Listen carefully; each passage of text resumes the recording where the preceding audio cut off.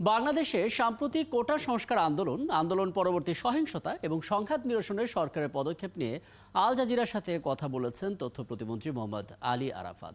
আমরা এক নজরে একটু দেখে নিতে চাই সেই সাক্ষাৎকারের চম্বুক অংশ। How soon you will be clear about the exact number of civilians killed here? Why can't you know that number right now? What is the issue here? The number of people got killed, injured, it needs to be determined. And when the government is going to give the number, that has to be absolutely accurate. Therefore, government has to work on that very, carefully. And you know that from yesterday onward only, the office started working. Before that, there was, it was officially closed, everything, because we were kind of dealing with the war-type situation in Bangladesh. And when it comes to the casualties, injuries and deaths, we're not willing to discriminate between the police and general people or the protesters or the people from the supporters of the government. Every single deaths are, equally important to us. We denounce all of the deaths. You are in agreement that the quota system unfairly benefited those close to the ruling Awami League party, which of course was founded by those who fought the independence war. That is the argument that the protesters are making. That is not correct, because let me tell you this. On 2018, when the circular was issued to abolish the quota, if you take a data preceding 5 years when the quota was there, then you can look at this. Out of the 30% of the freedom fighters quota, how many people was recruited? What percentage of the people fall into that category were recruited? It was only 8%. It was never filled, because the way it works is, first you have to apply for the preliminary exam. It's more than 100,000 people apply for it. Then some people pass through it. Then you have to apply for the written exam. And after that, you shortlist it. That becomes 2.5% of the total number of people who appears. Then you have to cross through the Viber process. Then it becomes 2.27% of the total number of people who initially applied. And out of that 2.27, then you apply the quota. So most of the cases, those who could be the beneficiary of the quota could not even make it to that level of merit, that list. So therefore, you can never apply the 100% quota that is there. So that was also unclear to many people, and we repeatedly tried to clarify this. Look, we are not against merit. We are in favor of merit. We are not for discrimination. We are against discrimination. Essentially, an attempt of some sort of coup d'etat, comparing the situation to Gaza. Let's not forget that amongst many of the dead are young people in their 20s, people who were studying at universities who wanted a change of the law. Is it healthy to describe those who are opposed to your position in such colourful terms? We're not talking about the students. We're not referring to the students to be the terrorists and anarchists. It is the third party, those who intruded into this movement and started doing all this. Who do you think indulged into the jailbreak and help 820 prisoners to escape? Who do you think is invading into the jail and then loot the firearms? Please tell us, who do you think that is? Please get help us. 160 the prison staff hostage. Please help us with who And you are all accusing those here. things had happened here. It's all. So this is the third party, all the extremists and the terrorists, those who have the track record of doing all of this even in the past, back in 2015, 2013. And if you go back to the track record and look at it, you'll find out. I mean, you're talking about a democracy here. We're talking about a government that is in charge of state security, saying that we did what we did because we were attacked first. Is that the way? Is that the way a healthy democracy acts? You know, the problem for the outside media abroad, for them to comprehend the situation is happening is because everyone is stuck into a binary equation. Everyone is thinking the protesters who are students and then the government is there, they're having a clash. But that's not how it is.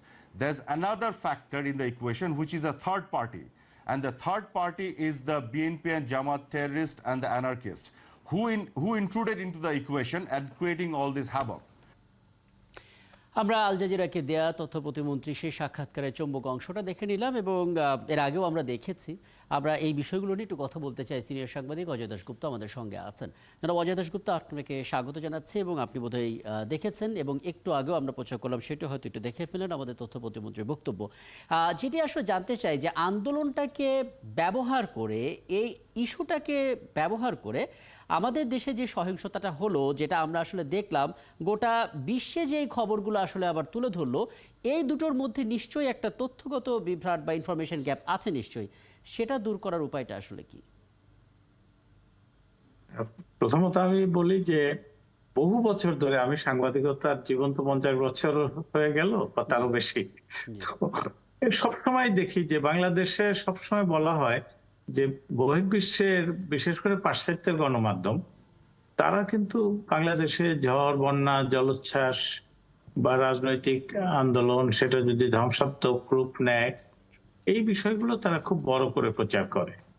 বাংলাদেশের অগ্রগতি, সমৃদ্ধি বা আমাদের মুক্তিযুদ্ধের সময় বা পরে সেগুলো ততটা গুরুত্ব পায় না। এবারে কিন্তু দেখা গেল এই যে আল জাজিরা যেটা বললেন, আপনারাই বললেন কিন্তু যে কাতার ভিত্তিক একটি গণমাধ্যম, কাতারের রাজনৈতিক আন্দোলন, সহিংসতা ঘটে না, কিন্তু রাজনৈতিক আন্দোলনের সুযোগ কোথায়? কিংবা ধরেন এই আমাদের যখন করোনা হয়েছিল, কিংবা তারও আগে 2013 সালে যখন একটা হেফাজতে ইসলামের নামে ব্যাপক সহিংসতা হয়েছিল, তখন কিন্তু তারা বলল যে হাজার হাজার, অন্তত 3000 পর্যন্ত তো সংখ্যাটা বলেছিলই 13 সালে। আর করোনার সময় বলেছিল যে লাখ লাখ মানুষ ঢাকার রাস্তায় মৃত পড়ে থাকবে, লক্ষ লক্ষ কারখানার শ্রমিক বেকার হয়ে যাবে। এই প্রচারগুলো কিন্তু এই ধরনের সংস্থা কিংবা নেত্র নিউজ আপনাদের মনে থাকার কথা। আমার মনে হয় যে এই ঘটনা থেকে আমাদের মাননীয় মন্ত্রী যেমন কিছুটা বিষয় স্পষ্ট করলেন, আমাদের দূতাবাসগুলো, আমাদের ঢাকার পররাষ্ট্র মন্ত্রণালয়, আমাদের দূতাবাসে যাদেরকে আমরা প্রেস মিনিস্টার হিসাবে পাঠাচ্ছি, তারা যে ধরনের বক্তব্য দিচ্ছেন সারা বছর ধরে, এটা তো একদিনের ব্যাপার না, একটা ঘটনা ঘটনার ব্যাখ্যা দিলাম। নিয়মিত সেখানে সামাজিক শক্তির সঙ্গে, গণমাধ্যমের সঙ্গে, রাষ্ট্রীয় পরিসরে আসছেন সবার সঙ্গে।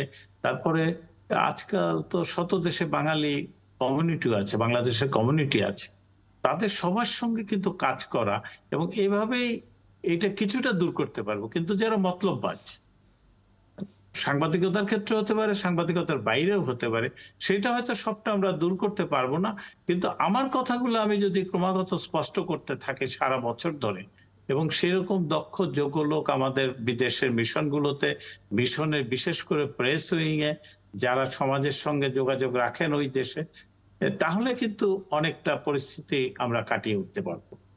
আচ্ছা, তখন হয়তো আমরা কাটিয়ে উঠতে পারবো, কিন্তু এখন আমরা দেখতে পাচ্ছি বহির্বিশ্বে এই ঘটনা যে ভাবমূর্তিটা তৈরি হয়েছে, আমাদের নানা খবরের একটা ভুল প্রচারণার ইচ্ছাকৃতভাবে হয়তো পরিকল্পনার অংশ বা ষড়যন্ত্র অংশ হিসেবে আসলে নানা মহল তুলে ধরার একটা চেষ্টা করছে। আমাদের ইমেজ আমরা আসলে কিভাবে ফেরত পেতে পারি? প্রথমত তো দেশে একটা ধরেন বড় ধরনের সামাজিক আলোড়ন যদি বলি, সেটা ঘটে গেছে। এই তরুণ প্রজন্মের সাথে কিন্তু যত দ্রুত সম্ভব সরকার, ক্ষমতাসীন দল, তাদের বিভিন্ন অঙ্গ সংগঠন, আমাদের বিভিন্ন সামাজিক সংগঠন, তাদের সঙ্গে কিন্তু একটা সংলাপে যেতে হবে। এই প্রজন্ম লাখে লাখে রাজপথে নেমেছে, সেই সুযোগে একটি অপশক্তি বাংলাদেশকে একেবারেই, মানে যারা টেক ব্যাক বাংলাদেশ বলে, টেক ব্যাক টু মানে সেই অন্ধকার যুগ, সেইটা তো রাজনৈতিক ভাবে যদি আমরা চেষ্টা না করি হবে না। দ্বিতীয়ত বিভিন্ন দেশে, এই যে মাননীয় প্রধানমন্ত্রী আজকে বলেছেন যে বাংলাদেশের যারা বিভিন্ন দেশে আছে তাদেরকে ভুল বোঝানো হয়েছে, তাহলে ভুল বুঝিয়ে যদি একটা অংশ তাদেরকে রাজপথে নেমে, এমনকি এই যে সংযুক্ত আরব আমিরাত যে ঘটনাটা ঘটাতে পারলো, বাংলাদেশ তো এইরকম সামারি ট্রায়াল করে না। কিন্তু দেখেন প্রায় 50 জন বা তারও বেশি লোক বাংলাদেশের নাগরিককে কিন্তু অতি দ্রুত একদিনের বিচার করে কাউকে 14 বছর, কাউকে যাবজ্জীবন, কাউকে 7-8 বছরের কারাদণ্ড দিয়ে দিল। বাংলাদেশ কিন্তু এই যে ঘটনা এতদিন, এমনকি আমরা তো শুনিও নাই যে কারফিউ ভাঙার জন্য বলেছে 1 বছরের কারাদণ্ড, কিন্তু দণ্ড দিয়েছে, এরকম ঘটনা কিন্তু আমাদের গণমাধ্যমে অন্তত দেখিনি। এই বিষয়গুলো বাংলাদেশের সমাজ, তার বাস্তবতা, এটা তুলে ধরা দরকার। এই ধ্বংসযজ্ঞ যেভাবে হয়েছে সেটা আমরা দেশের মানুষের কাছেও কিন্তু সব ক্ষেত্রে এতদিন স্পষ্ট হয় নাই। কারফিউ ছিল, গণমাধ্যম, ইন্টারনেট। দেখেন, আমরা অনেক সময় সমালোচনা করতো যে ইন্টারনেটের কাভারেজ বাংলাদেশে খুব বেশি না, অনেক দেশের চেয়ে অনেক পিছিয়ে আছে বাংলাদেশ। কিন্তু এই 10 দিনে আমরা বুঝেছি যে ইন্টারনেট ছাড়া আমাদের একদিন না, এক মুহূর্তও কিন্তু চলছে না। এই যে পরিবর্তনটা ঘটেছে বাংলাদেশে, বিদ্যুৎ 1 ঘন্টা না থাকলে কি পরিস্থিতির সৃষ্টি হয়। আগে তো 1 ঘন্টা কেন, 1 দশক কোনো এলাকায় বিদ্যুৎ নাই, সেটা নিয়ে তো আমরা কথা বলতাম না। কিন্তু এখন 1-2 ঘন্টা লোডশেডিং হলেও আমরা বুঝি যে আমাদের সমাজে কি পরিবর্তন ঘটে গেছে। এইগুলো কিন্তু আমাদের দেশের মানুষকে বুঝাতে হবে। আর বাইরের প্রায় কোটিখানেক বাংলাদেশী আছে, আমরা বলি যে তারা হচ্ছে বিদেশে বাংলাদেশের রাষ্ট্রদূত বা বিদেশে বাংলাদেশের ভাবমূর্তি তুলে ধরবে, কিন্তু আমরা কি সারা বছর ধরে তাদের মধ্যে এই ধরনের যে কি বাংলাদেশ পরিবর্তন, প্রবাসে যারা বাংলাদেশে আছে তাদের কাছ থেকে কিন্তু ক্রমাগত আমরা অভিযোগই শুনি আচ্ছা, যে তারা দূতাবাসে গিয়ে যথাযথ সহায়তা পায় না, কিন্তু কোন বাংলাদেশকে প্রতিনিধিত্ব করছে সেই তার মানে কথাগুলো কি আমরা ওই তাদেরকে জায়গায় মনোযোগটাও আসলে আমাদেরকে দিতে হবে। মানে আমার হাতে সময় থাকলে আর আপনার দীর্ঘ করতাম, কিন্তু আপনি খুব চমৎকার করে মূল পয়েন্টটা আসলে তুলে ধরলেন, যেভাবে আমরা আসলে আমাদের সেই ইমেজটা ফেরত পেতে পারি এবং বহির্বিশ্বে সঠিক তথ্যটা আসলে প্রবাহিত হতে পারে এবং এই মুহূর্তে কি করণীয়। আপনাকে অনেক ধন্যবাদ, সময়টা দিয়েছেন। সিনিয়র সাংবাদিক অজয় দাশগুপ্ত আমাদের সঙ্গে যুক্ত ছিলেন।